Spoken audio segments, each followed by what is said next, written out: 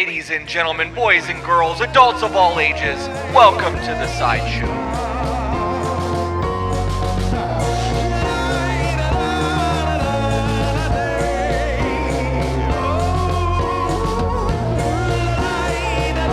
And we are back.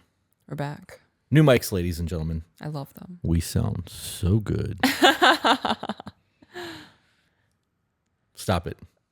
I just totally... Stop it. I can see the way you're looking at me. I am not that far away. You may not have your glasses on, but I can see. Wow. No, that really just fucked me up. I need a minute. How do you do that? Is that like do you like change your vocal cord pitch? I need another demonstration. Just one more time. I just don't talk as loud. This is a really strange request, but please just hear me out. Can you say I'm Batman like that? I'm Batman. Oh my God. Nerd. You nerd. You know, like how like sometimes when you lay in bed and you get that restless leg and you have to move, or it's like I actually have that all over my body. Wow. Thank you for that. Thank you for divulging me. You're welcome. Entertaining me. Appeasing you. Either or. You're just fantastic. Okay. TikTok. I was tagging a TikTok this morning of a woman stitching just pearly things. Yep. And your, just pearly your home things. girl. Yeah. She loves you. She was being a little harsh. Was she? Which, I mean, I'm here for it. Sometimes things have to come across harsh. Everything can't be nice. Right. And she was saying some of you just aren't good wives, as she says. And I concur. Some wives out there are just not good at it. This woman stitched her and said, "You don't understand because you're young. You're in your 20s. I'm in my 40s. I was married for 20 years. She goes on to talk about how physically she always tried to do her best. Family-wise with the kids, she was always doing great. She gave up sex whenever she wanted it. Not a single example of how their communication was in the relationship. Yeah, of course not, because it's all superficial. Right. So she popped off and was like really just insulting her and naming off, I did my hair, I did my makeup. We had sex all the time, every time he wanted it. Kids were taken care of, house was taken care of. Doctor appointments were taken care of. His life was easy. And I left a comment and I said, okay, but what about your communication? Like you listed off all of these things that make a perfect wife, but right. How were you in moments of anger? Did you throw his vulnerabilities back in his face? She deleted my comment. Pearly did? No. Oh, the other girl did. The woman who Of course stitched she it, did, yeah. because she doesn't want to admit her flaws. Right. She wants to sound perfect on the internet to everyone who's listening, to her follower base, instead of responding to you, which would have been the correct answer, to make a video. Right. Answering you to make herself look good. Yeah. Instead, she deleted the comment because she doesn't want that, side of her seen to be, yeah. It's crazy.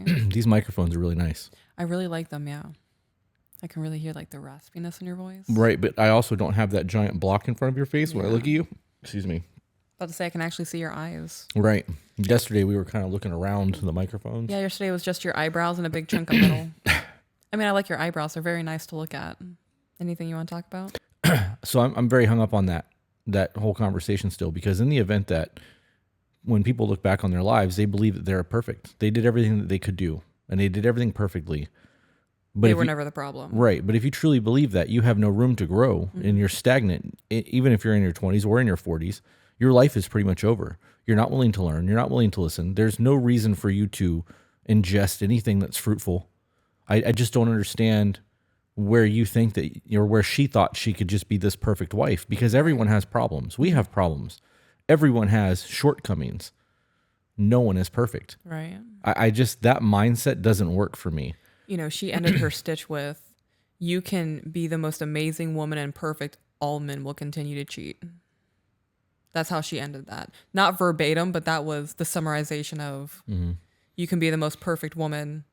Men just want sex. Some may feel that way. Yeah. And some women may feel that way. That same comment, the gas station video is still getting tons of hate. Yeah. And there was a woman on there who was dropping statistics and was like, well, it's always white. It's always, school shooters are almost always white males. And anytime there's mass shootings, it's almost always white males. And it has nothing to do with the gas station or keeping anyone safe. She just wanted to throw a statistic out.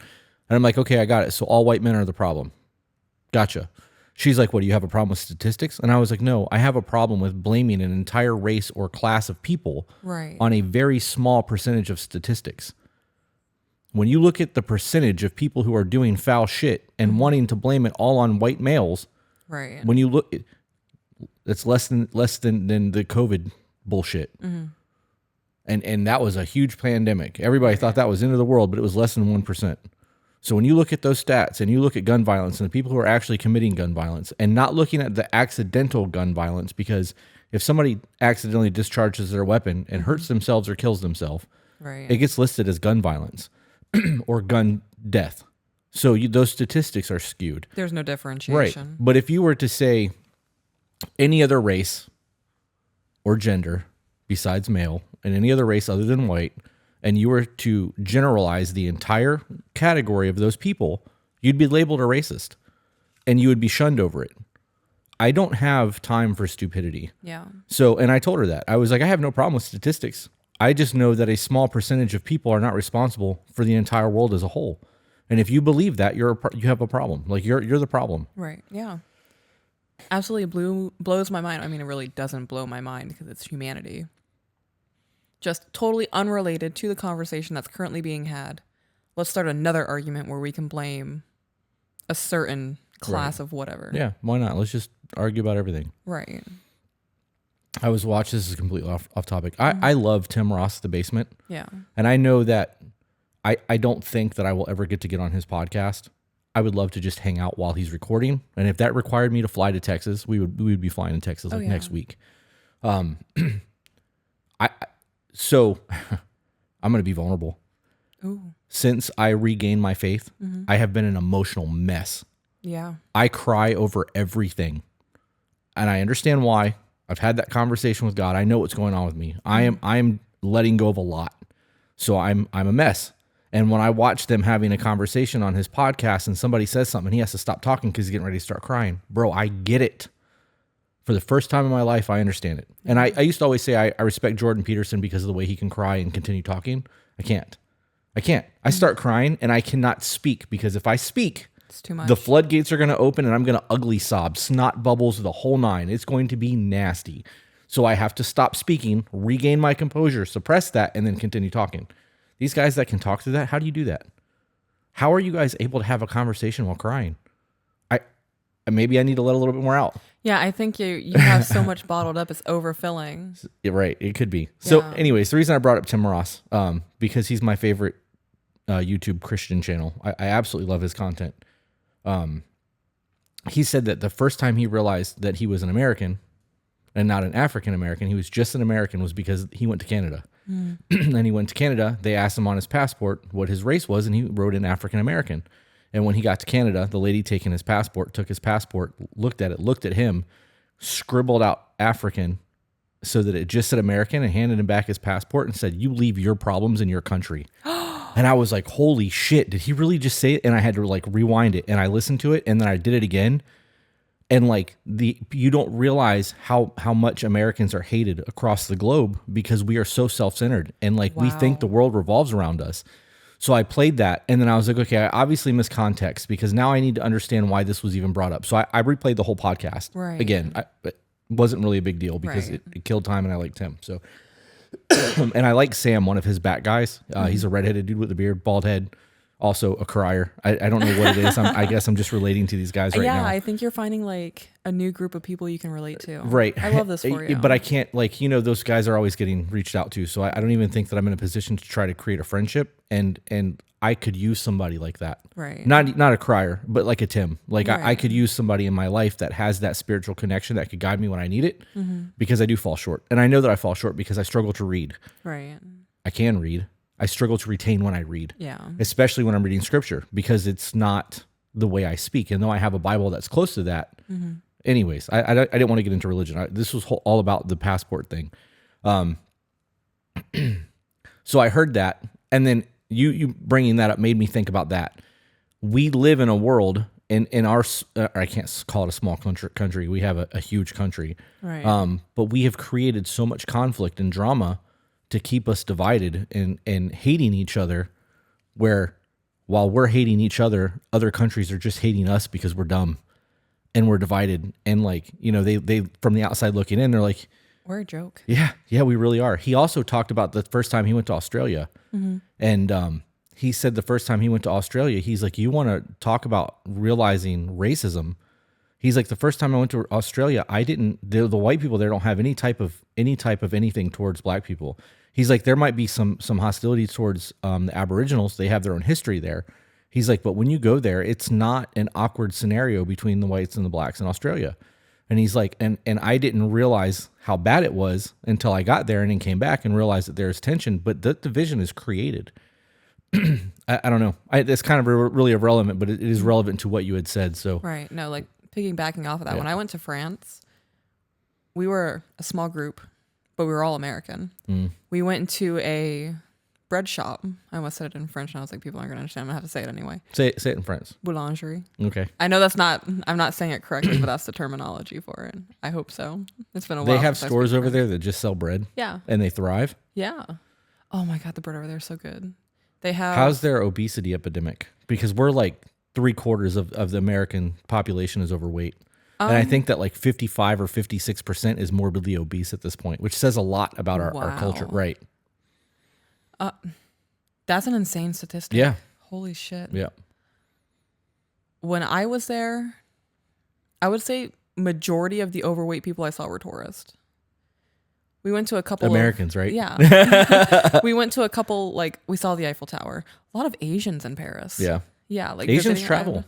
That blew my mind. I was like, good for you. Like, Yep.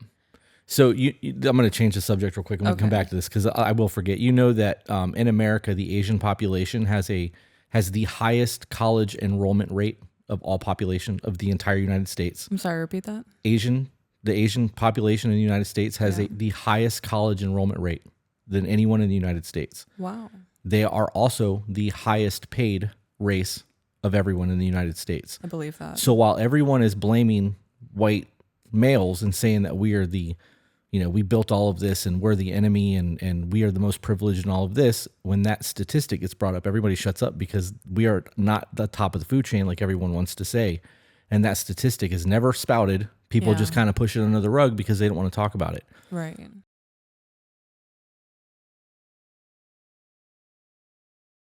I could have these conversations all day long and people will argue them and have their own points. Right. But these are just statistics. It just blows my mind. Yeah. Like when you really sit down and think about it, what we are doing is going to hinder us in the long run because we want the instant gratification of tell me I'm right. Absolutely. You know, that's also why our current administration, I'm not blaming the president, I'm blaming politicians. So everybody's clear. I hate the government. All of it, not just one political party. I hate all of them besides the Libertarian Party. I'm card carrying libertarian, lifer, paid the money for the lifetime card, which is stupid because it would make more sense for them as a party to get the lower income monthly donations instead of a one-time donation of $1,500 to be a lifetime member of the Libertarian. Anyways. Wait, I'm sorry. You're not kidding. That's a real thing. Yeah. Yeah. It's $1,500 for a lifetime membership. Yeah. They should done like monthly. They do. Oh. They do have it. But if I'm a businessman and I want the best bang for my buck. So instead of spending 10 years paying the monthly dues, I'm going to pay the $1,500 up front, put it on a credit card, pay my credit card off and have my card. Which does me absolutely no good because the libertarians very rarely make it actually onto a card where they have a chance because when I go vote, I always look and I always check to see who's running because if I recognize his name, I will vote for them versus a Republican. Otherwise, I'm voting for the Republicans that I know that are doing things. Very rarely will I actually vote for a Democrat, although there has been times that I have. So I hate the whole system as a whole. I hate the two-sided party system. I hate the government. Back to that. That's very much a thing for me. And I don't even remember why we got on this tangent. Me either. We should probably just get to... Well, I was actually going to ask you, are you going to clip any of that? Or are we going to... I don't know. That's a lot of political... Yep. And I hope it offends people. I do. I really do. Right. I want people to understand that when you get offended, it's a you problem. I could say some stupid shit. Yeah. I have. I've said some really dumb shit in my life. I probably shouldn't do that. Oh, no, it's a story. I'm going to. No, I'm not. Okay. So you talked about Jeffree Star in a video. I did. And somebody was like, the reason why people hate Jeffree Star is because he said a bunch of racist shit like 15 years ago. Well, she didn't say it was like 15 years ago. You She did. said she said people hate him because of the racist shit he said. Right. Which you said was like 15 years ago. Right. And I was like, wasn't that like 10 to 15 years ago? Right. So the thought process on the internet is if somebody ever did anything wrong, you must hate them forever. Everyone has done shit in their past that they regret. And if you don't grow and change and learn and evolve, and you were that person you were 15 years ago, he wouldn't be where he is. It's as simple as that. I don't give a shit about Jeffree Star. Right. But I understand that people make mistakes and people evolve and they grow. Everybody changes. You have to change and adapt in life. That's just the way it is. So if you harbor resentment for something that happened 20 years ago, you're the problem. You're hating on somebody that doesn't exist anymore. Yeah, they've moved on. They haven't thought about that in probably 10 or 15 years since working past it. I'm sure that he thinks about that shit a lot because it probably gets thrown in his face all the time. Ooh. Oh, I wasn't even thinking like Right. people in a relationship. I was just thinking like I'm maybe still someone talking about happened in the Jeffree past. Star. Oh, okay. But in that scenario where he Yeah. has been shit on, I'm sure it gets thrown in his face on a regular basis. Probably not as much as it could because I'm sure he doesn't read his haters' comments and shit. Right. But I'm sure that gets brought to his attention a lot. And if he's constantly defending himself, he's still reliving that 15 years ago over and over and over again. Did you see what happened? What's happening? This is becoming a completely shit podcast. I'm enjoying it. I'm turning off the iPad. Did you see the Tropic Thunder cancel that's going on right now where they're trying to cancel Robert Downey Jr. and Ben Stiller? I've been waiting for this moment. It's happening. And both of them were like, we don't regret this. The movie was great. Right. If you refuse to be canceled, they can't cancel you. Right. Look at Joe Rogan. Every single time they've gone after a celebrity and the celebrity's been like, haha, buddy, I'm going to do what I'm doing. Fuck you. They lose. They can't cancel them because they're all like, get fucked. Right. I'm standing by what I did. If Jeffree Star would have came out and been like, yeah, I said that shit. And 15 years ago, I fucking meant that. But I've grown since then. He did do that. Did he? Yeah, I don't know anything about Jeffree Star other than he looks like an alien and wears makeup. So I really and delved makes into makeup. it. He has really good makeup. I like his eyeshadows and stuff. If you were into lipstick, I'd get a lipstick from him, but I don't, yeah. If you wanted to wear lipstick, I would be Right. about it for you. Right. We just wouldn't be kissing until it came off. that's unacceptable to me. So Right. that is a sacrifice I am willing to make for myself in order to have unlimited access. I won't kiss you when you're wearing chapstick either. Yeah, I know. I make it a point to do it like after the good morning kiss or something. So to be clear, it's not lipstick that I have a problem with. It's a texture thing for me or a slimy feeling. So yeah, it's weird. If you ate a popsicle and your lips were sticky and tried to kiss me and I felt that, Ooh, that feeling. I would okay, yeah, I would get panic. it. So I don't. Yeah. Now you guys know a whole lot more about me than you should ever need to know about me. So he did do like an apology video or whatever back when canceling was a really big thing. And he was like, yeah, I said those things. I've learned from those experiences. I recognize I was a piece of shit human being. That's not me anymore. Yeah. And that was, I think, the end of it. He never really spoke on it again, but people are still kind of just harping on it. Right, because they don't have anything else to harp on. You know, they don't want to talk about the massive donations that he does. Of course not, because there's no hatred there. Right. So again, I don't know anything about this dude other than the way he looks and that he makes makeup and that his makeup is high dollar makeup apparently. So good for him. Ooh, and MySpace. What?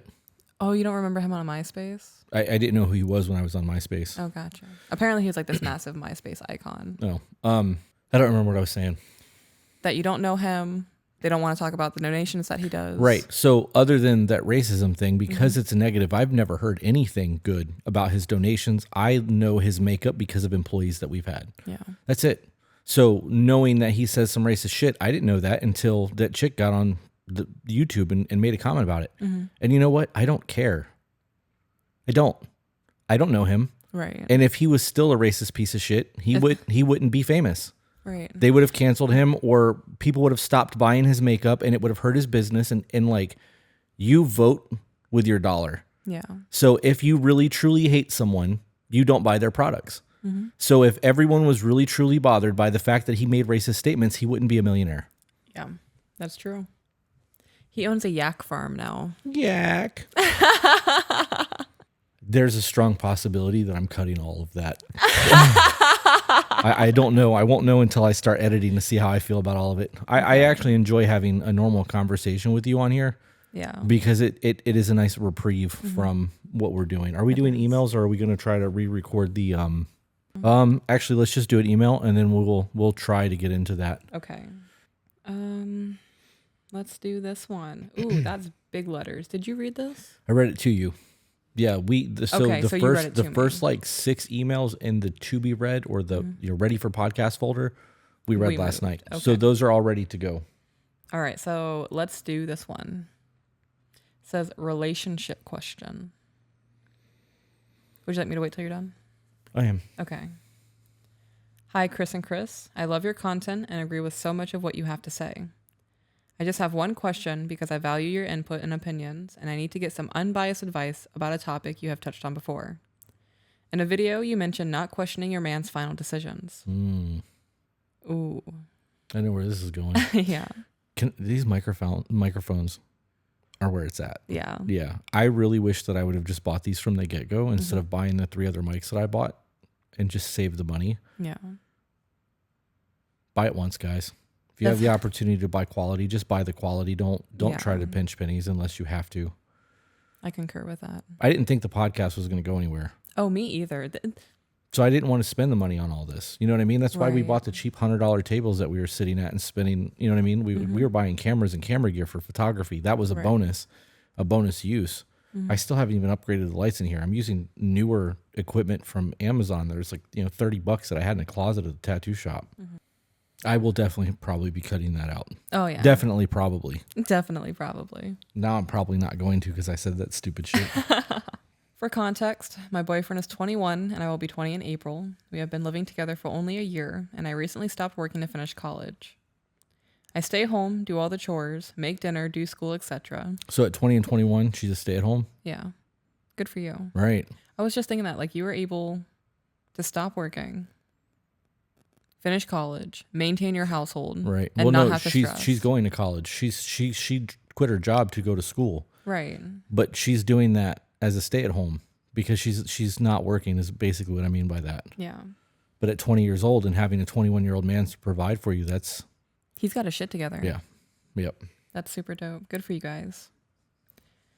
He always has my back, provides groceries, bills, rent, etc. Although I am never afraid of him missing a payment, not having food, not being able to afford an accident of any sort, since we are so young and it's really our first time handling adult money and responsibilities, I tend to worry about some of the purchases and lack of saving. So she said that she's not afraid of not being able to afford an accident of any sort. Mm-hmm. Still wants to have a savings though. Right. Some people need that cushion for stability. Like when I have less than 20 grand in cash set aside, I don't do well mentally. Right. So people need that emergency fund. I get that. I'm confused by the phrasing because she said not being able to afford an accident of any sort. And when I think of an accident, I'm thinking of like tens of thousands of dollars. Right, but not everybody lives that life. For some people, an accident could be a simple, like, the CV joint on their car went bad and it's going to be a couple $100. Or like an ambulance trip. Right, but that's a bill. That's not I have to pay out of pocket right now. Okay. I want to own a house and be able to afford nice things. I'm going to pause you for a minute. I'm going to, my money guy, I have a money guy. Okay. A guy that does my Roth IRA and handles all my mutual funds. He literally just takes the money out of my account every month and distributes it where it needs to go, and I don't have to worry about that. I get a letter in the mail every month that shows me where my money is, whatever. The first time I met with him, he said that broke things happen to broke people. Broke problems happen to broke people. And he goes, if you have the transmission go out on your car because you are financially comfortable, it's not a big deal. You just go get a new car or get a new transmission. If you are struggling financially and your transmission goes out and it's $2,000 to replace your transmission, you are panicking because you are not in a position to just be able to take care of it. So those broke problems for people who don't really have a lot of money are affected a lot differently. So when you read that email, an accident to her may not be like an accident to us because we don't worry about those things. Right. And that's not a brag or a flex saying that like we're, big dick swinging fucking millionaires. We live comfortable because of the businesses and because of the way that I handle our finances. Right. But even when I was a single mom, an accident to me was like, if I had to pay $300 for a new tire, I'm screwed. Right. That's exactly the point. So if that's the kind of accident they're worried about, she just said that she's not worried about that kind of thing. Well, that would be an emergency. If you don't have the $300 to replace that tire and you are freaking out, that's an emergency. That's not a panic. That's not an accident. Okay. An accident is like, damn, I'm short $30 on the groceries. I guess I'm eating ramen this week. Okay, that makes sense to me. To me, that's how Okay. that sounds. If that's what she meant, that makes Okay. sense. Okay, thank you. I needed that dialogue. I appreciate you. And I could be completely incorrect. That's how I took it though. Yeah. Thank you for sharing that. I want to own a house and be able to afford nice things that don't have instant gratification, example, clothes or car upgrades. Should I leave it alone and stop mentioning saving more and let him be the sole decision maker in that department? We are very open and have great communication, but I don't want him to think I don't trust him or make him feel stupid. I would love to hear what advice you have. What advice you have or what advice I have? They just say, love to hear what advice you have. So I'm assuming both of us. I don't think that car upgrades is something that should be factored into like life experiences. And this is going to sound like, and this is going to sound kind of weird, but when I heard that, all I could think of is like, you know, you got a Honda Civic and you put a gas can exhaust on it or like a bullshit spoiler to get, you know, plus 5 horsepower wind drag or whatever, because you know it's a joke anyways. Right. when you have shitty cars like that and you're trying to upgrade the car to make it more presentable, I think that's a waste of money. That's not something that I would recommend. And I'm going to give you guys a tip that I don't follow because I have a car addiction and I own that car addiction. I go through at 2 to 3 cars a year. You're smart about it though. Sometimes I'm impulsive and my BPD gets the best of me, but not always. For people who have money, they tell you do not buy a car unless you can put down 50%. So if you're going to go and sign on the dotted line and a car is $20,000, you need $10,000 to be able to buy the car. Otherwise, you can't afford it. There are people who will go and put down nothing, sign on the dotted line, roll a little bit of negative equity into a car just to get a new car. And then 3 months later, go, okay, I'm tired of this now, and go, how upside down am I? Oh, you're upside down X amount of dollars. Okay, well, here's X amount of dollars. I'm no longer upside down. I'm going to go ahead and sign and get this new car. It's not smart. I waste more money every year buying cars than anything else that I do. Stop laughing at me. It's not that funny. I'm not laughing at you. I'm just like, that's a real experience I've had. Like, that's a conversation I hear. We do it a lot. I know. I can't. I'm so sorry I'm laughing. It's just... You're saying it and you're pointing at yourself and I'm like, it's true. Yeah. Like he's not making this up. He's not just trying to relate. Like he's saying it from experience. He knows what it's like. Right. And I will tell you that even though I lose money by flipping cars like that, I really lose money when I upgrade them. Yeah. The Toyota 4Runner that I had that I put like $30,000 into and kept it for less than 6 months, lost all of that. Yeah. Because they don't give you your money on the upgrades.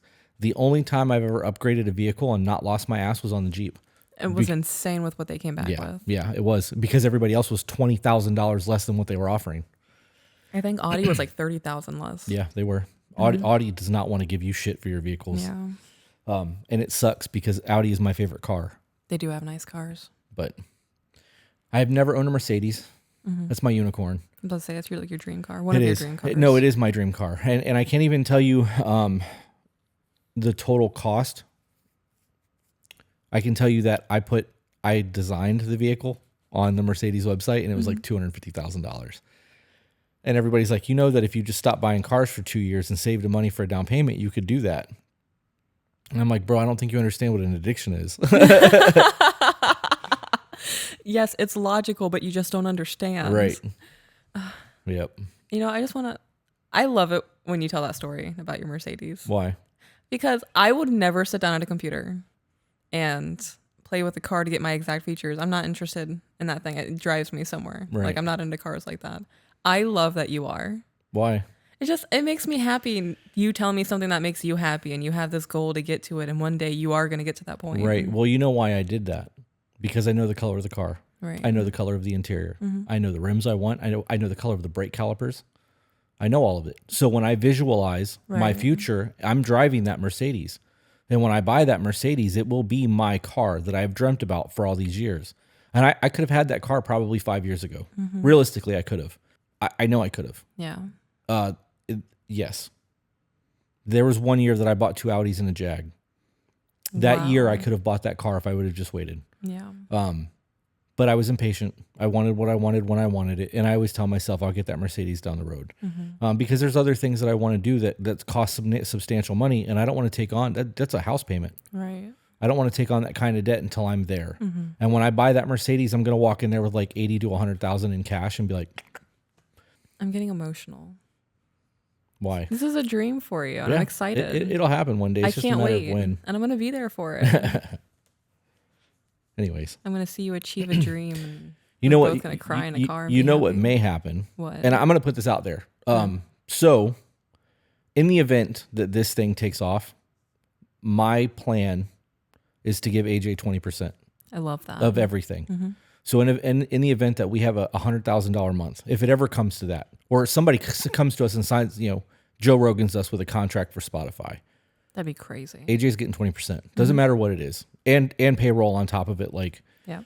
because I think he believed more in us than we did. Oh, 100%. Yeah. So, he would get hooked up.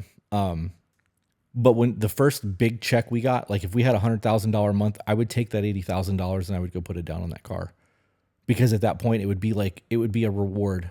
Yeah. You know what I mean? Like, we did this shit, and when we go anywhere, I'm driving anyways. So the only time you're ever in your vehicle is if you're taking the kids somewhere. Right. But could you imagine that flex getting out and valeting a $250,000 Mercedes?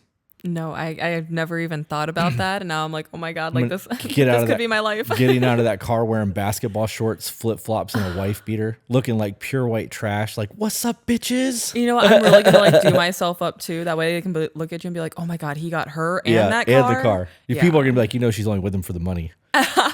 Sure. That's funny. Or I could go white trash too. I Yeah. can tease up my hair. Yeah, make it. Let's do it. Ooh. Let's Joe Dirt that shit. So I can Joe do my Dierte. makeup. I can do my makeup in like a super runny way. Like, Yeah, black out a tooth. oh my gosh. Eyeliner, right? Like the waterproof. All right, let's get back to this email. We really do. We really did. We're 40 minutes in. Wow. And we've done absolutely nothing other than talk shit. Yeah, nothing productive. I needed this though. I'm having fun with you. Yeah. Yeah. Yeah, it's been a rough couple days. Are you enjoying yourself? Okay. That was the email. That was the whole email? Yeah. So her asking us is how can she approach him about a savings because of his instant gratification. So you need to have a conversation about goals. You guys are 20 and 21. It doesn't say they're not married, right? They're just boyfriend, girlfriend. Question about your input. Need somebody. Boyfriend. Okay, so you need to figure out the other things first. Are you guys gonna get married? Yeah. Are you gonna have kids? How many kids are you gonna have? Because then you can have a conversation about the house, cars, that kind of shit. 10-year plan. You should do a 1, a 3, a 5, and a 10, and you should be working on that 1 year plan. And every small victory you have during that 1 year, you need to celebrate those victories. Because if you don't celebrate those small victories getting to that big goal is going to seem further and further away because you're not taking a moment to breathe in the wins that you get along the way. Right. So celebrate your victories, have the conversation, and then tell him, like, if you plan on having a family and you guys agree on 2 kids, you need at least a 4-bedroom house. You don't. 3 is sufficient. I would want a minimum of 4 bedrooms if I had 2 kids and 2 adults. Because I want an office or a game room, a man cave, whatever you want to call it, an arts and craft room, a playroom for the kids, whatever. Right. And then obviously at some point those kids are going to want their own bedrooms. You're not going to want to keep them in the same room. So then you would want to start planning for a 4-bedroom house. Start looking at the housing market where you live, get an idea of what it's going to cost you to have that, and then try to figure out how much you think the housing market is going to go up or down over the next 10 years, and then start a savings account and start putting 10% of everything that you make into the savings account, which you should be doing anyways. There's a book called The Richest Man in Babylon, and it talks about financial savings, and you could read Rich Dad, Poor Dad. All of those are great books when it comes to finances, but The Richest Man in Babylon, the takeaway from that book, because it's very thin, is to put away 10% of everything you make. So for every $100 you make, you put $10 away. It's not hard. Every 1,000 you put away 100. It's not a big deal. Yeah. It's not going to break the bank to do that. But if you do that, you will be able to retire. Now, when you get to the point where you've got a bunch of savings, you want to diversify from just cash, get into gold, silver, stocks if you're comfortable with the stock market, which is a fucking mess right now.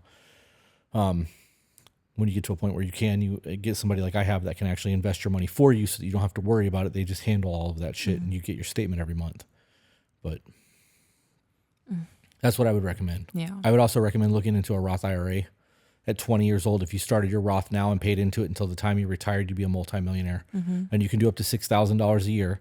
So in the event that you pay taxes and you get a tax return because you have kids, if you guys get to the point where you have kids and you get an earned income credit and you guys both get back $5,000 to $10,000, you can split that money up and put that money directly into your Roth IRA for the year. And every time that Roth IRA makes you money, it goes back into the Roth IRA, and it's non-taxable when you take your money out. A 401k is going to get taxed. So if you have $2.3 million by the time you retire in your Roth IRA, you get all of that money because the money that went in got taxed. It doesn't get taxed coming out. So unless the government changes that, which they've been talking about trying to do. But You're so intelligent. I'm not. You are. I'm really not. I just have life experience. I didn't know any of this shit until like 3 years ago. If I would have started earlier, if I would have had my mentor tell me, guys, look at me. It takes a lot for somebody to get in my face and tell me I'm a dumbass. And it takes a lot more for me not to respond or react inappropriately to that. So when I'm telling you that my mentor like laid into me and basically called me a fucking idiot for not having a trust, an S Corp, and a Roth IRA setup, I had it all the next day. And if I didn't have it set up by the next day, I had appointments with lawyers to have it set up. Right. So if I would have known that when I was in my 30s, when I first started getting into business, I would be so much further along right now. My Roth would be there. You know what I mean? Obviously, it's I can't touch it until I turn 59 and a half in the state of Florida. So at 60, when I pull my Roth, if I've paid my house off and I've paid my cars off and I have no debt, and I pull out $2 million, it's mine. I can stick it in the bank in a good bank account and just live off the interest rates that come through, or I can reinvest it and live off the dividends that come through. I don't have to worry about shit anymore. Your Roth is going to come out a decade after mine does. So even if we blew through my Roth, we get another one. we get another one. Right. So, but a lot of people don't know about that. Right. And for those of you who have a little bit of disposable income that want to invest in that, if you email us, I can send you my money guy's information. He actually can work digitally over the internet. You don't actually have to even come to Florida to set up with him. That's and dope. It's all done with a voided check. I've already sent it to 2 or 3 people. So, Hell yeah. And I got permission from him to do it. So I'm just not going to put him on the internet like that. That's fantastic. That whole little system. I'm working on a couple of things. Yeah. I'm working on, I'm working on with Summit Rejuvenation to get a coupon code for us so that when we refer people, they can get a code. And though Scott is my friend, if he doesn't get his shit together soon, I'm talking like within the next 30 days with his website, I'm going to reach out to Titan Medical in Tampa. Okay. Because I have rapport with them as well. Because it's not a matter of me being loyal to one company or another. I know both of those companies have their shit together, but I also know the owners of Titan. So if in the event that I reach out to them, they're going to see our following, and they have that in place already. Right. So I'm trying to help Scott grow his business because he's a new hormone replacement clinic. But Titan's already established. So it would be better for me to help Scott than it would be for me to help Therese, but it'll be what it is. Okay. That was not really relevant to anything. No. But I do want to help other people grow their businesses and shit. And if Right. people can give us a coupon code for things that our listeners can actually utilize, even if I don't get a kickback, I don't give a shit. If I can get them a discount, it's worth it, And I know for a fact Titan does that because I have a similar thing without a coupon code now with the people that I work with. So I'm going to ask you for a definition of something. Okay. How would you define life experience?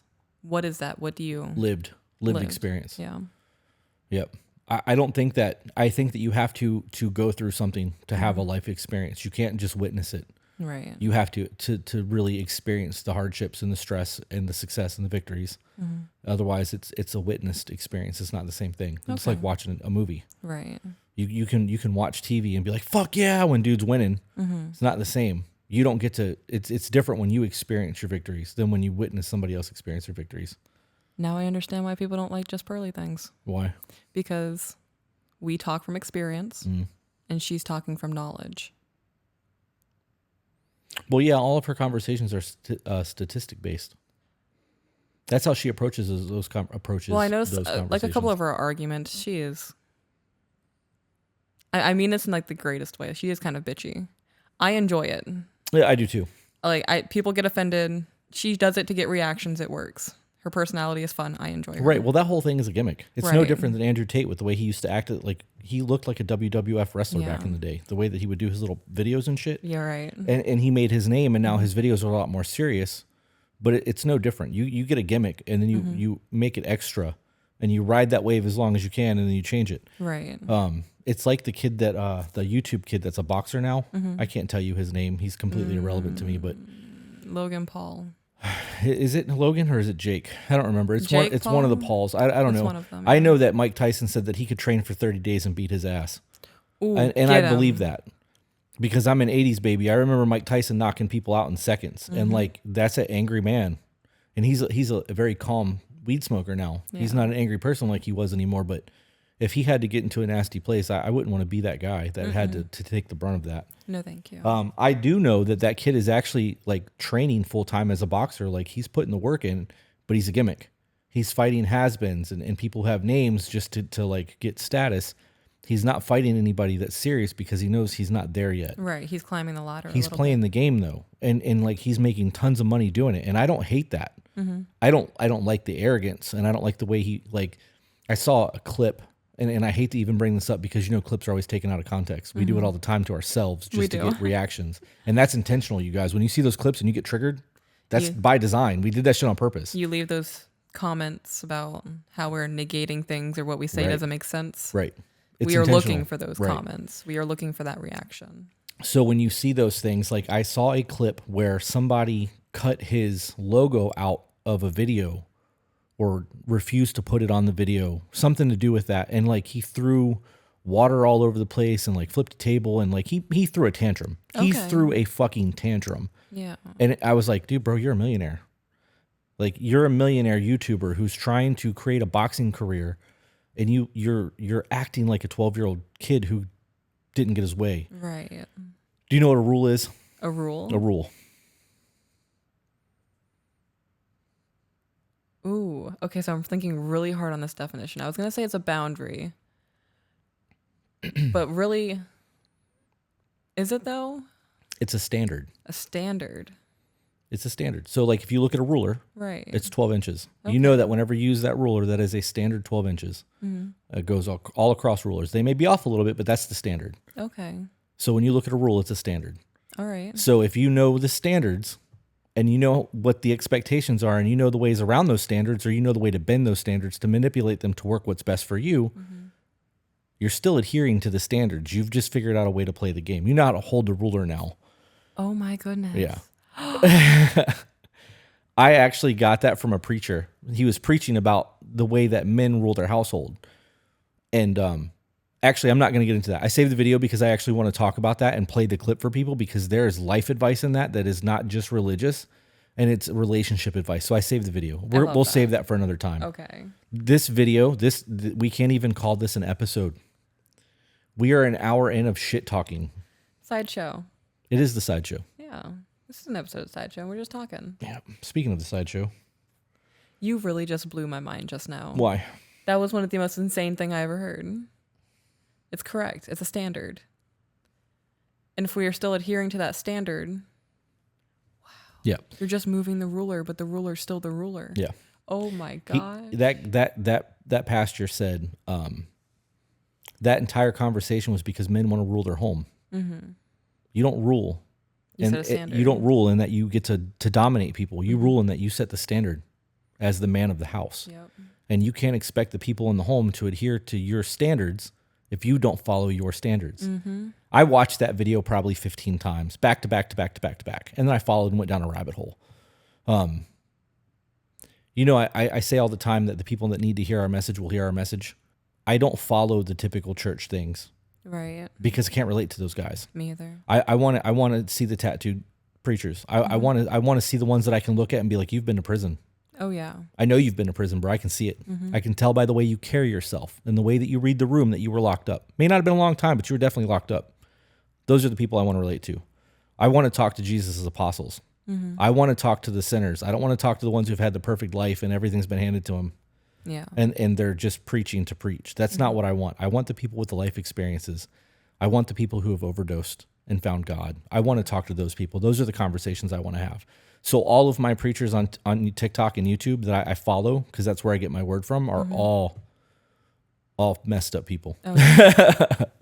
I like that one guy on TikTok. I can't remember his name. You showed me him. Tim Ross. No, the dude who had his shirt cut off of him. Oh, he's on TikTok. That's Yes. Blaze Spits Fire, I think. Yeah, I went down his whole rabbit hole. Yep. That's absolutely insane. His whole story, his message. Yep. But when you look at him, if you Yeah. didn't hear him speak, you would think he's one of us. Yeah. You would just see him and be like, "Oh, what's up, man?" And then the moment he opens his mouth, you're like, "Okay, I see you, bro. Right. Like, I know you got some fire in you." Like, Yeah. yeah. He agreed to be on the podcast. We're just not there Shut yet. up. Yeah. No, he did not. He did. Yeah. He said when we blow up, and that we were at like 2,000 when I sent that message. And Okay, so what's the definition of blow up? I don't know, but we hit 10,000 in 2 weeks. We went from 2,000 to 10,000 in 2 weeks. Oh my gosh, I'm having palpitations. So we hit 10,000 this morning. I think we're closer to like 10,500 now since this morning. But our following's growing. That's absolutely insane. It is growing. Yep. And we picked the winner this morning too. We did, I'm hoping that she likes the prints and actually wants to do something with that. I really do want to get to the point where we start interviewing people. Me too. And not just, I don't want to interview famous people. I want to interview people with a crazy story. Oh yeah. You know, Who have an experience to share that Right. they gained value from, that even though it was negative. yeah. And I want to actually sit down with people who's smarter than I am too, because every time I sit down and talk to Ian, I hear shit that I would never thought about. Yeah. I wouldn't say it's smarter than you. It's just a different perspective. No, he has an education that I don't have. Okay. So he's a lot more articulate, and when because I speak in metaphors, Right. that's just who I am. Ooh, you're like the Riddler. No, I'm not that smart. I'm not. I make shit up to try to get my point across because I don't know the right vernacular to say what I'm trying to say, so I have to speak in metaphors. I do that. Yeah. Oh my gosh. I'm over here thinking I'm smart as fuck. If you think that's a weakness, oh wow. I think my lack of education is absolutely a weakness. And I could go back to school and get my good enough diploma, but what's that going Right. to serve me? I'm making stupid money doing what I'm Right. doing, and now the podcast is starting to generate revenue. I don't need to go back to school. There's nothing that a diploma is going to serve me. Right. I could sign up to merriam-webster.com and have those words sent to my inbox every morning, and I can try to implement that as a vocabulary. But because a lot of those words are not used in day-to-day conversation, I'm never going to retain that. Yeah. So people who went to college and or people who have more schooling where they've actually had to have conversations and use Yeah. words that I've never heard before. Book That's why knowledge. that's why I like Jordan Peterson so much. I have to pause this shit and Google stuff to see what the fuck he's talking about because I can't keep up. Yeah. But I think that it's making me better because of it. Yeah. Yeah. I do that with him too. Jordan B. Peterson. Let's get into another email Okay. because at this point I really feel like I just wasted a whole lot of time. Why? Because we haven't really done anything other than run our mouths. I don't feel like we've really helped anyone. And that's the whole point of this, is to help people. I know people enjoy hearing us talk. This is real Right. for us. You know what I mean? And they want to see this. They like seeing the non robotic side of us where we're giving information. They do want to experience this. Right. I feel like it's a waste. Did you see that? I'm just going to keep derailing because there's silence. Did you see that Instagram and Facebook is going to start charging for blue check marks? They're doing the same thing Twitter did. Charging? Yeah. Oh, so you can just You can pay ver- for one? To verify your account. Yeah, you have to send a picture of your ID in to prove that it's you, but they will verify your account for $12. It's $12 a month. And you know, with the business accounts that I have, I don't know how that's going to work, but I've tried to verify those accounts, and because it's a business, it's a lot harder to verify. And if I had to pay $20 a month for a blue check mark to prove that that business is my business, I would do that. Right. Because we have a lot of people that fake accounts when we do giveaways that try to get people to come and click on links and send them to fake websites and shit. But with the amount of users that Meta has, if they are all paying $12 a month, you're talking an annual revenue of billions of dollars just to pay for a verified check mark, because people will pay for it. Oh yeah, definitely. Businesses will pay for it alone. Well, yeah, business. They haven't done it yet, but I'm fairly certain that the business ones are going to cost more. Yeah. Yeah. If I was them, I would charge more for a business because the businesses are going to pay for it. Right. They have to. Mm-hmm. You can't have a whole bunch of fake accounts scamming customers. Yep. Not that really affects your business, but as a business owner, you are trying to look out for your clients Right. or customers, if you want to look at them that way. They're clients for us, but I am sorry, guys. We planned on doing those short clips, 15 to 20 minutes. Yeah. There's no way No. that we're going to be able to stay into that time frame. They're going to be like an hour. Even with us staying on topic and not derailing, some of those conversations can't be had in 10, 15, 20 minutes. Ooh, we can make them series. Yeah. We're creating a whole lot of extra work for ourselves. I think we need to just stick to a playlist of individual topics, but they can just go as long as they need to. Okay. Because the conversation that we had last night, the trial one that we put on Patreon, because they get to help us. They get to help us. Like it's a fucking benefit to them to help us. It's our benefit. But because they help us, and we very much go to them for their opinions, having them be able to go, okay, this is obviously not going to work in a 30-minute video. You guys need to just run it as long as it takes. There is conversations that get had in those videos. I went from 45 minutes to 25 minutes, and it still was not enough cut out. Right. And that topic was friends of the opposite sex. That should have been a very easy conversation, and it was not. It was not. So we need to really, to think that through a little bit more. I do want to do it though, because there's it'd be a lot easier if when we get emails that we don't want to respond to that are just single question emails to just send them to the video. Or if they're too general, right? Too broad. Yep. Not enough detail. Yep. Did you find another email? I did. Okay. All right. Can you still hear me? I can. Okay. So this one is question, smiley face. We're an hour in, by the way.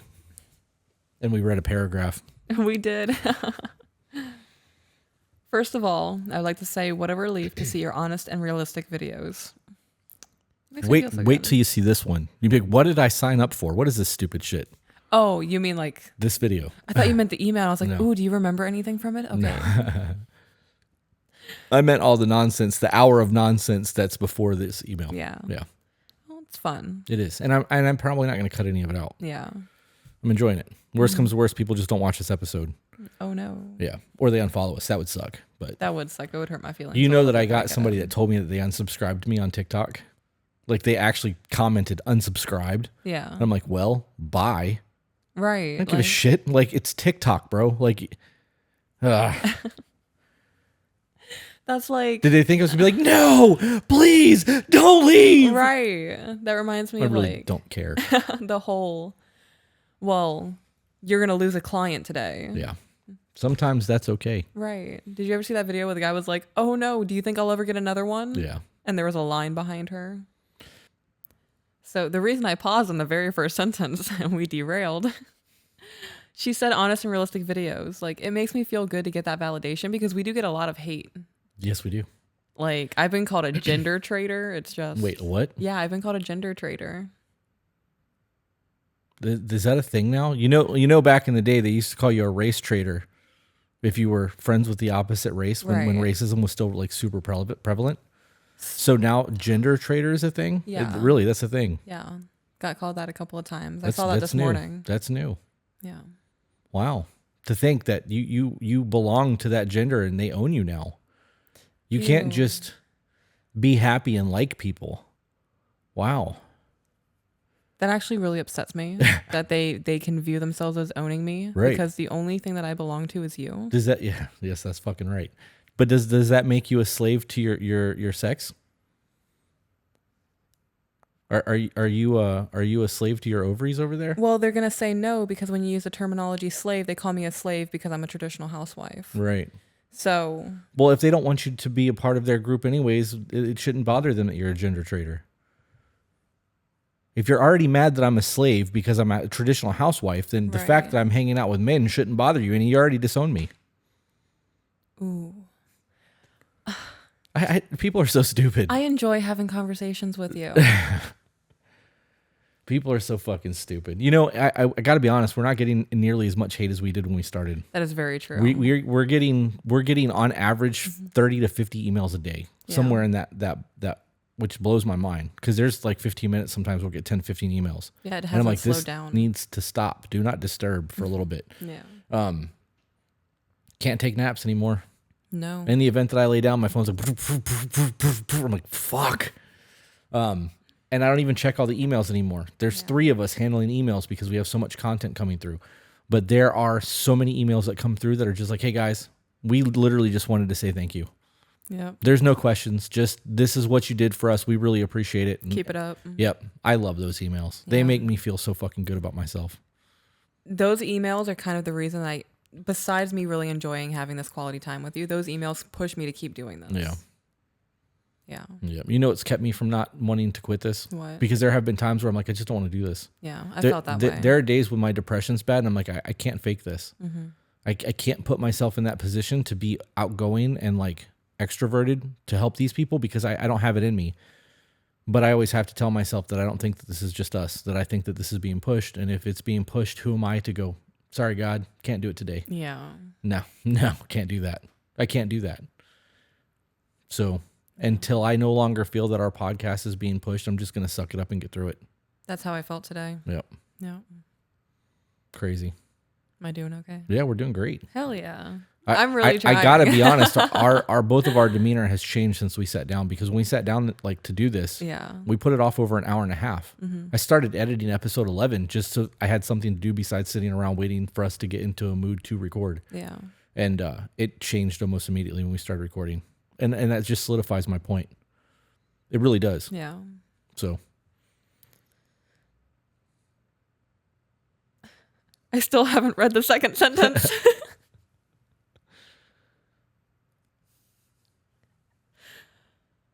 Wow. I enjoy this time with you. I know I've already said that, but like I just want to solidify it. Okay. Like I really treasure this time with you.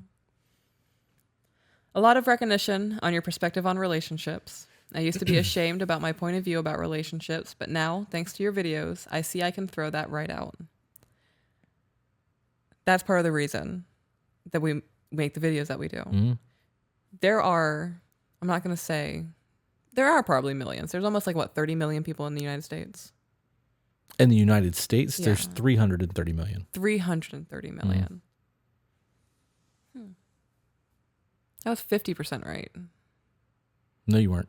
I said 30. Right. Out of 300. Oh, out of you were 300. 10% right. I was right. 10%. 7th grade education. So that those percentages could still be wrong. I really sat here, failed at math, and then failed again. tried to rationalize my math and failed again. This is why I was in remedial math all through high school. I'm good with like addition and multiplication and division. Not division. I can't do long division. But I can do multiplication and addition really easily in my mind. Everything else, percentages and fractions, and I need a calculator. That sucks. I want a donut. Oh my God, stop. You know, I almost left the house this morning to get us donuts. Yeah. Yeah. All right, let's go. Okay. We're so far behind. I am from Holland. Okay, dope. So That's fun. That's actually pretty crazy. Yeah, that's fun. I bet it's nice in Holland. When I think of Holland, I think of tulips and giant windmills. So she says, my grammar is a bit off, but just so you know, I am 39 years old with a mother of 2. Throughout my childhood, up to a few years ago, I have experienced abusive parents and partners. Well, I'm glad it's in the past now. Can you imagine being from another country, speaking a language that is not your native tongue, and then apologizing for not having proper grammar? You know that most Americans graduate high school speaking one language. Yeah. Yep. In the Netherlands, in that area, Scandinavia, they on average have 5 languages by the time they graduate high school. When you in Iceland, because I looked this up, English is one of the languages that is mandatory for them to learn in school. It's in a lot of countries. But they also learn Dutch. It's mandatory. We don't even mandatory speak Spanish, and that country is on our fucking border. Yep. They don't mandatory French, which is also on our border with French Canadians. English. And it's not even proper English, it's American. Right. You know, I love the possibilities in America and how free it is. Like, we think we have it bad, but we really don't have it bad. Just knowing how America is perceived as a unit on this planet makes me feel like a 7-Eleven bathroom floor. We do that to ourselves. I know. My stomach just did the thing yours did.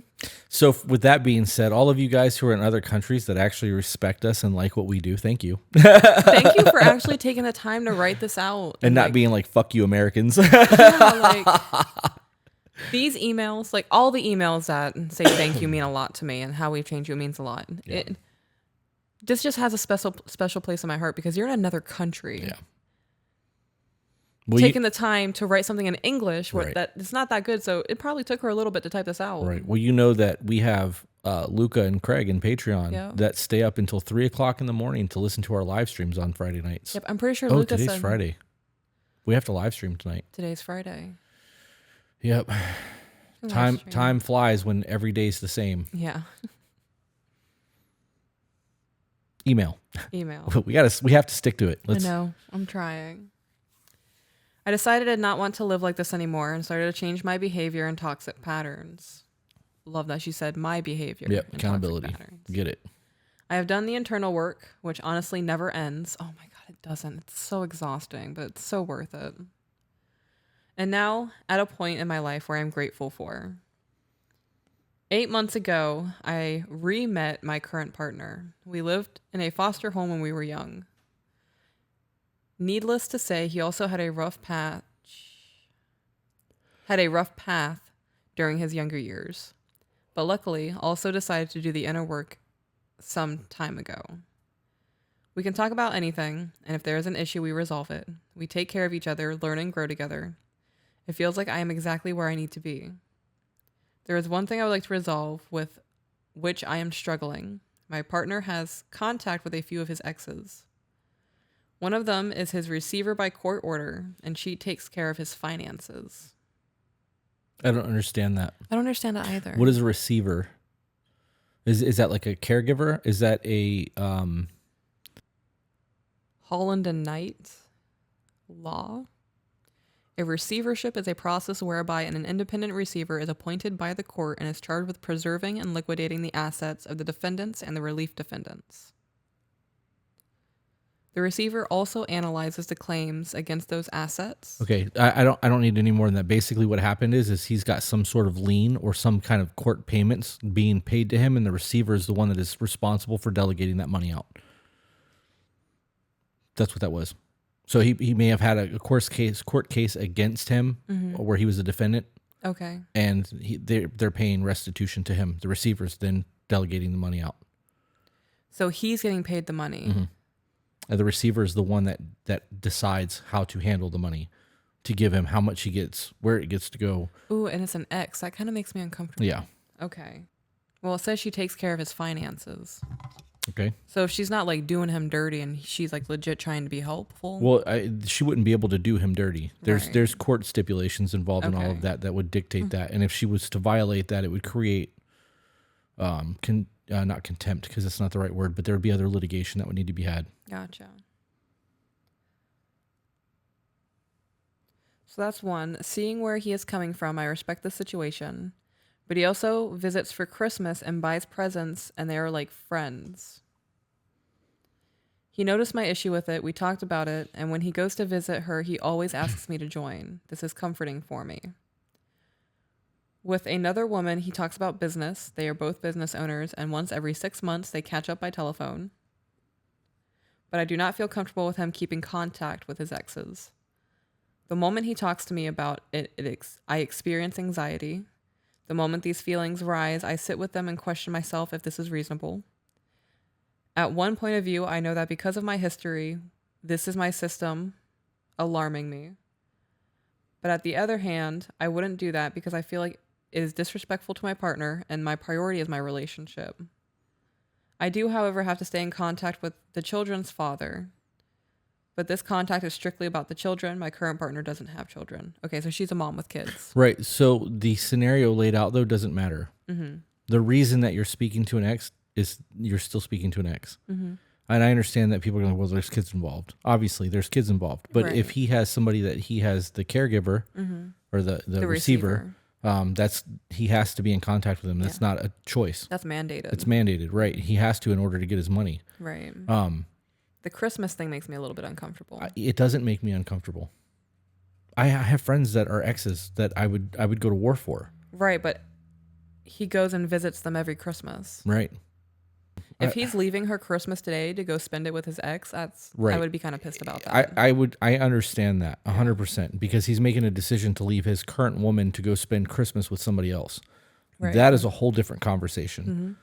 I'm speaking solely on being friends with your exes. Right. You There's can be friends nothing wrong your with that. ex. If you spend 10 years with somebody, That's a decade of your life that you've invested with another person. There's nothing wrong with being kosher to them. Right. You have a bond with that person. It doesn't mean that you want to be sexually interested in them. An intelligent person would be like, hey, this obviously didn't work as a relationship, but we are some dope friends. Let's not do that ever again and just remain friends. Right. I feel like people who view a breakup, no matter how long it is, suddenly you have to hate that person because it didn't work. That's a very childish mindset. Yeah, that's just not a thing for me. Yeah. It's really not. I don't understand that mindset. If you're not with them, if you're not with any of your exes, you're with me. Right. So in the event that you wanted to have social interactions or be on the phone in front of me with your ex, I can hear you talking to them. Right. You're not hiding the shit. What the fuck do I care? Right.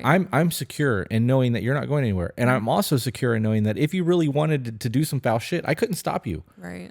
I'm not your keeper. I trust you. And I hope that you trust me. And I hope that your integrity and quality of character is what I believe it to be. And in the event that you prove otherwise, I can't worry about that. Right. I'm not going to live in a stressful what if scenario that things may go bad and then self-sabotage a scenario because I'm creating fucked up situations in my head and making our life worse. Right.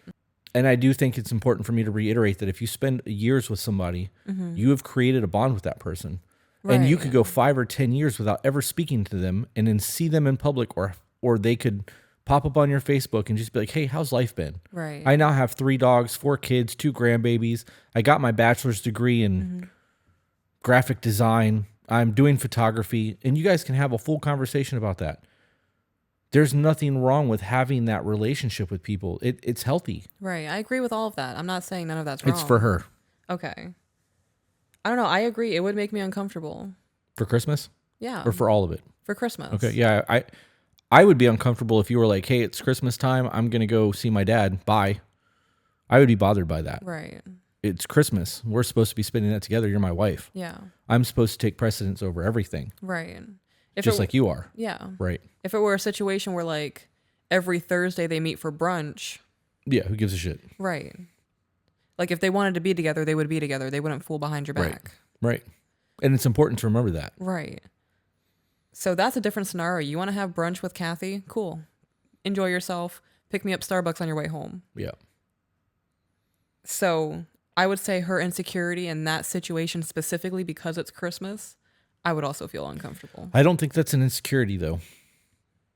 I personally wouldn't look at that as an insecurity. No. I would look at that as him making a decision to put me second place. Right. And that's not an insecurity. That's his action. He's showing me that I'm not important enough, even though he invited me, me putting me in her situation, even though he invited me to do that, knowing that I would rather spend Christmas at home or go visit whatever to a mountain, cabin somewhere and have, a dope little Christmas with just the two of us. My feelings and wants should come before everyone else. That's the whole Right. point of being married. So That should apply to everything, not just Christmas. It should apply to Instagram and fucking Snapchat and Facebook, all of it. TikTok. Right. Your partner should come up above everything. Literally everything. Or you're not going to work. So I'm going to explain the insecurity comment a little bit more then. Okay. I appreciate you saying all of that because that's what I meant. Okay. So all right. So okay. it could be viewed as an insecurity. If he says you're just feeling insecure, well, it's a valid insecurity. If we're going to call it an insecurity, it's a valid one. I would call that manipulation. It is manipulation. I understand what you're saying. Right. I think it's the same thing as when people use the term resentful because that's an envy emotion and Right. not, people misuse that term constantly. So you think I'm misusing it in this context? The insecurity Okay. thing, because I don't think you'd be insecure. I think you'd look at me and be like, "Look here, motherfucker, you're my husband. Where do you That's a think you're boundary. going?" Right? You are way overstepping. I Okay. take priority here. That's not an insecurity. That's knowing your value, not allowing me to manipulate or leave you behind. There's and I don't know the right word for that. I just don't think insecurity is the right one. Okay. And I could be wrong. Somebody out there is gonna be like, "Hey, 7th grade boy, listen here." No, but what you just said makes sense. Right. I get it. So I appreciate you sharing. That was a polite way of going, "Shut up." No, it wasn't. I really like these microphones. Yeah. Yeah, every time I get loud, I expect it to be overly loud in my ear, and it's not. And hopefully not. it transfers to the computer that way, but we'll see. That'd be dope. So she says, I wouldn't do that because I feel it's disrespectful to my partner. My priority is my relationship. Right. For the holiday, 100% agree. Yeah, I agree with that. We talked about the woman who takes care of his finances, but I didn't have the guts yet to talk about the subject contact with. But I didn't have the guts yet to talk about the subject with his contact with his exes because I don't know if it's my system overreacting or if I can actually ask this from him. I also don't want him to think I don't trust because I do. This could become a problem in our relationship and I don't want it to be. Do you have any tips? Yeah, so I don't think you trust him. You can't say that you trust him and say that you're insecure with him talking to his exes because that's not trust. I agree with that. You have something in you that you have not resolved yet unless he's shown you. Mm-hmm. But if he's asking you to come along and showing you text messages and being on the phone in front of you and not hiding it, that's not a trust issue. Or that's not a him showing you that he's not trustworthy. That's you not trusting for some reason. Mm-hmm. And that could be a you problem. It could have nothing to do with him, and that's fine. You shouldn't invalidate your own emotions. If you feel an insecurity or you feel a lack of trust, own it. Mm-hmm. And be like, this is not me not trusting you because of something you've done. This is my own insecurity. And I'm bringing it to your attention because it makes me feel fucked up when these things happen. And I just don't want to feel that way. And I don't want to not disclose it to you because in the event that something happens and I've kept my mouth shut and I blow up, you're going to be like, where's this coming from? Because I never brought it to your attention. So I need to bring these things to your attention so that you can understand how I'm feeling. And that's a very different conversation than going, you can't talk to your ex. You know what I mean? So needing reassurance is okay. Yeah, absolutely. And it's the easiest way to avoid conflict because you're clearly defining your boundaries and letting them know. And it could be a way that he could reassure. Like, so what can I do? Because I don't want to cut these people out. I've known them longer than you. They've been a pivotal point in my life, whatever the case may be. What can I do to make you feel comfortable with me talking to these people? Right. Because unless they're actively doing something that's inappropriate and you see that it's inappropriate, there's not really a reason to not trust him. Otherwise, you wouldn't have married him. You know, it could also be the conversation. If it's like specifically about him going to visit for Christmas, why doesn't she come to your guys' place? Yeah, right. That's a good question. You know, like he's married now. He has a family. He has a home. If she's single doing her thing, she can just start coming to your guys' place. Right. Unless he's going for their family. What do you mean going for their family?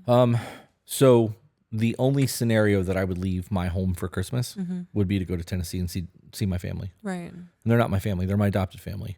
And in the event that I really wanted to do that, to spend Christmas with them, because let's say, you know, with what's going on with Danielle, in the event that she really wanted me to come up for Christmas, I would then have to weigh my options. I know you. And I know that if I came to you and said, babe, I need to go to Knoxville or to Tennessee for Christmas. They're not in Knoxville. I don't know why I said that. I want to go see my family. I don't think that you would stop me. I don't think that you would say, well, what about us? What about the kids? What about this? What about that? I think that we would have a conversation on how to negotiate the Christmas with the kids to figure out how to make that work because you know that would be important to me. Right. But I would not just be like, going for Christmas because you're my wife. There's an obligation to you above all else, but that's still my adopted family and they mean a lot to me. So maybe, just playing devil's advocate, maybe some of the people in that person's family is like family to him, but he's picking them over her. And that's a conversation that needs to be had so that maybe she can understand that he views them as family. And that means that's his Christmas. Maybe, you know what I mean? Like he came from a foster home. It said it in the email. Yeah. So in that scenario, maybe that's the only family he's ever had. And that's what makes Christmas for him. That's a different scenario from him just going and spending time with his ex. Right. But that conversation has to be had. I'm only adding shit in because we don't know. Right. So that's a really good point. Like if he's going there and he's spending time with people he perceives as his family, you can't ask him to not go to that. Right. But if he's inviting you to go, he's not hiding anything. Right. You're actively making the choice to not go. Right.